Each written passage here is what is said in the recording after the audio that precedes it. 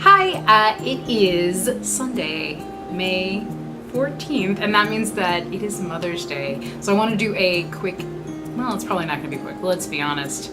I could talk forever on the subject of moms, but I want to do a video about moms. So I'm going to limit myself here, but because I have two topics that I want to cover, I'm going to talk about 5 books with mom characters that I really love. These are biological moms or adopted moms or motherly figures. And I'm limiting myself to 5.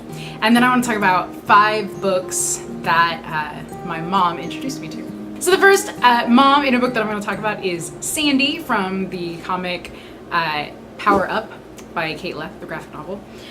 Sandy is one of a quartet of ordinary people and a goldfish who get special superpowers to help defeat some big bads. Sandy's a single mom. She has 2 teenage kids who are not impressed with much, and she drives a minivan, and she's got this cute little like a page boy, not page boy, a little bowl cut, not a bowl cut, what is this? A bob, there we go. She's got a cute little bob and a minivan, and she develops super strength. So she's kind of the level-headed, practical one of the group, and she's wonderful. I love Sandy. The second mom I wanted to talk about is Diane Creighton from the Welcome to Night Vale novel. If you have not listened to the Welcome to Night Vale podcast, you need to change your life and get on that. The Welcome to Night Vale novel was not what I was expecting it to be. I was thinking it would just be kind of a long continuation of an episode of the podcast, which is, if you don't already know, it is told like a radio show, like a local news radio show set in this weird Twilight Zone-y town in the desert called Night Vale. But it's not. It follows a girl named Jackie and another single mom named Diane Creighton, and they are investigating the mysterious man in the tan jacket and all this other stuff. And Jackie's also having to deal with her son, who is going through puberty. Her son is just like any normal boy. One minute he is a giant spider, and the next he is a block of ice, or a Sasquatch or something. So you're just going through those changes that you do when you're a teenager, and she's trying to cope with that and be a good mom for him when he doesn't have a dad present in his life. So she's wonderful. The next book, I am kind of cheating because this one has 2 motherly characters that are really important to the story, and I wanted to include them both. So the book is The Girl Who Drank the Moon, and this book is about a girl who is sacrificed to a witch at the beginning of the story, but things do not go quite as planned. Instead of her mom willingly giving her up like the other mothers and fathers in the town have done every year in the past, this girl's mom refuses to give her up, and she is taken away and locked up in a tower, and she goes mad. She never stops looking for her daughter and wanting to get her daughter back. So that's the mad woman. And then the other motherly figure is Zan, who is the supposed witch, but instead of eating the children or killing the children who are sacrificed every year, something else happens. But she adopts, wow, I forgot the girl's name though. No, that's the dragon. Oh, okay. Luna. There The it Girl is. Drank the Moon. You can leave that in. I cannot believe I forgot Luna's name. But she ends up adopting Luna, and is a great mother character for her. I love Zan. Zan's wonderful. I just finished reading that book, so it's very fresh in my heart. Okay, the next moms. Yeah, that's right, moms. Because it's another twofer. I get to cheat again. That is Nadine and Patty from the Upside of Unrequited. Another book that is really fresh on my mind, but Nadine and Patty are wonderful.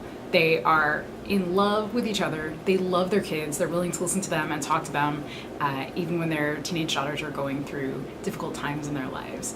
And they just love each other, and they get married at the end of the book, and it's so beautiful, and I cried. It's not really a spoiler. I talked about it in my last video. And the final mom that I want to talk about is Taylor Greer from The Bean Trees by Barbara Kingsolver. This is going to segue into my next section because my mom introduced this book to me, so I'm not going to count it. I'm going to do 5 other books that my mom introduced to me. Ha ha ha ha, loophole. But Taylor grew up in rural Kentucky, and she had two missions in life. She wanted to not get pregnant, and she wanted to get out. And she managed to do both. But while she's driving across the country trying to figure out where she wants to end up, she breaks down in a small town in the Southwest. I can't remember if it's New Mexico or Arizona. It's one of those.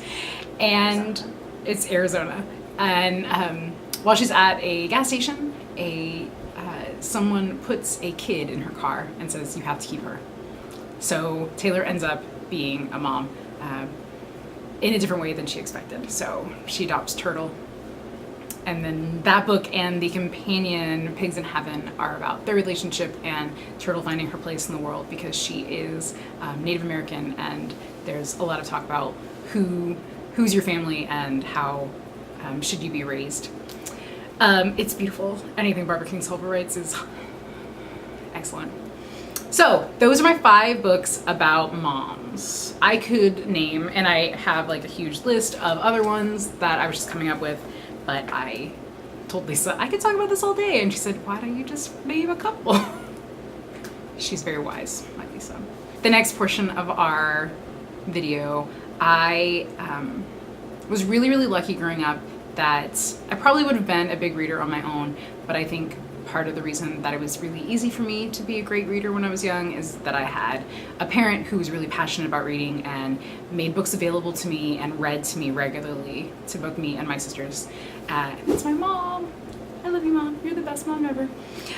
So she read to us every night, and she recommended books to us, and she let us recommend books to her, and she talked about books with us, and even as we grew up, like we still read books out loud to each other. And they're some of my best memories growing up. So I'm going to name 5 books, besides the Bean Trees, that my mom has recommended to me that have kind of stayed with me and made an impact in my life.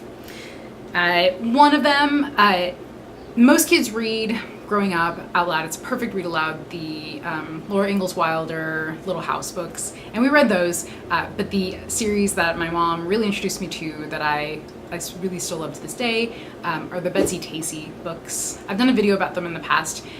They're really good companions. So if you've read the Little House books, you'd really like these. And they're about Betsy, who wants to be a writer when she grows up. They're semi-autobiographical. Betsy wants to be a writer when she grows up, and they're about her friendship with her neighbor Tacy, and then a little girl Tib that they meet. And they go all the way up from when Betsy and Tacy are 5 to all the way through high school, Betsy's trip around Europe, and coming back home and getting married right on the eve of World War I. They're wonderful. I love them so much. And they have beautiful illustrations. The ones in there little are by Lois Lenski. They're great. You can go watch my whole video on that. I could talk again about it for a million years. The next one I got, and I actually have, it's in my, no. Where did I put it? Oh, here. This is actually the copy that we bought from Barnes & Noble. I remember the day that we got it. My mom took it out of a bag and said, I really love this book when I was your age. It was like 4th or 5th grade. And she gave it to me. It's The Witch of Blackbird Pod. I've also done a video about this one for Throwback Thursday. And on the Newbery Medal, you can go watch my video about it. But yeah, this is one that I think every time I go back and reread it, I just love it more and more. And it's a classic. So it kind of probably also kickstarted my love of historical fiction, which I definitely credit with turning me into a history major and making me love just history in general. Another one, I remember reading this one out loud in the car on a drive to Austin with my mom and my sisters, and I did not even really understand what I was reading most of the time. The language was a little above me, but I pretended that it wasn't, and I kept reading it until I actually knew what was going on, and that's Jane Eyre. Yeah, I read it out loud to my mom, and my sisters like slept the whole time because they had no idea what was happening. Yeah, which is another book that I read probably once a year. Whenever I'm in a really crummy mood, I read this book. Another thing that I really like about how my mom read to us when we were little is that she had books available that were about people who were different than us, about cultures that were different than us. Like we had I had several books about Hanukkah growing up that I would read around Hanukkah time, even though we're not Jewish and we're like super Catholic actually, and we don't we didn't really grow up with anybody who was Jewish, but my mom wanted to make sure that we understood about different cultures. And another one that that we always had, and this is the original one that I read when I was little, is it's a fairy tale from Japan. It's called Momotaro Peach Boy, which is about a boy who is born out of the pit of a giant peach that washes down the river, and an old couple who never had children finds it. They raise him, he becomes a samurai, and he goes off to fight some monsters who are terrorizing the town. Terrorizing the country, actually. And along the way, he makes friends with a pheasant, a monkey, and a dog. And they help him. It's a really fun adventure. Finally, since it's not technically a book, well, it's a book, but okay. My mom really loves poetry, and she likes to recite poetry, and she has on occasion made us memorize poetry. So especially Robert Louis Stevenson, his Child's Garden of Verses, we read those a lot. So I had to memorize The Shadow. I have a little shadow that goes in and out with me, and what can be the use of it is more than I can see. I have definitely recited part of that on a video before. I think it was the book tour video.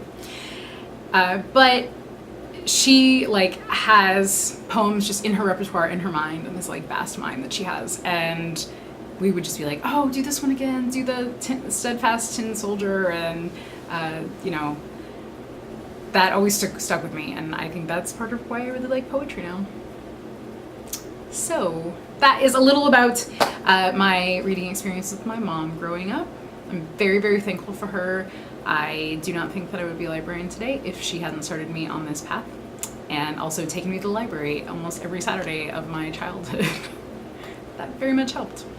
And it helped me be a librarian and get other people into the library and get them on this path too. And speaking of which, Lisa's gonna come on and she's gonna do a little shout out to her mom. Hi, I'm Lisa. I'm normally behind the camera. I'm the Lisa that is often referenced randomly. I'm the editor, producer, camera person, and behind the scenes.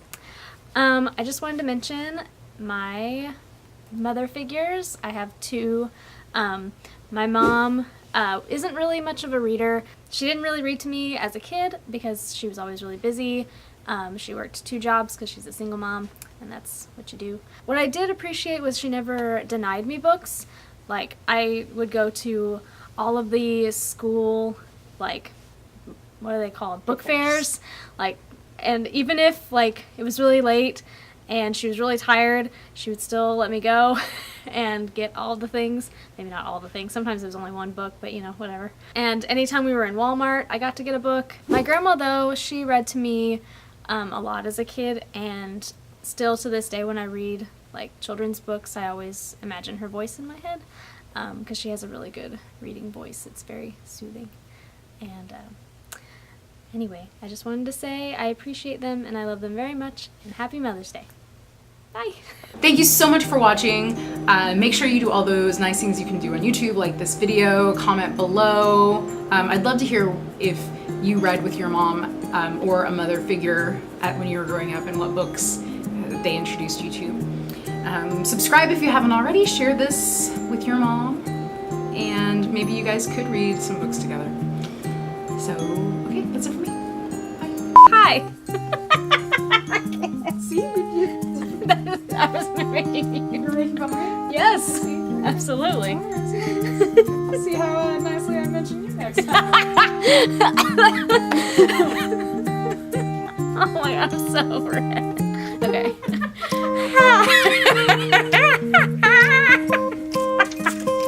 I'm cracking. Okay. I'm getting out all the weirdness so I can not be weird. Yeah.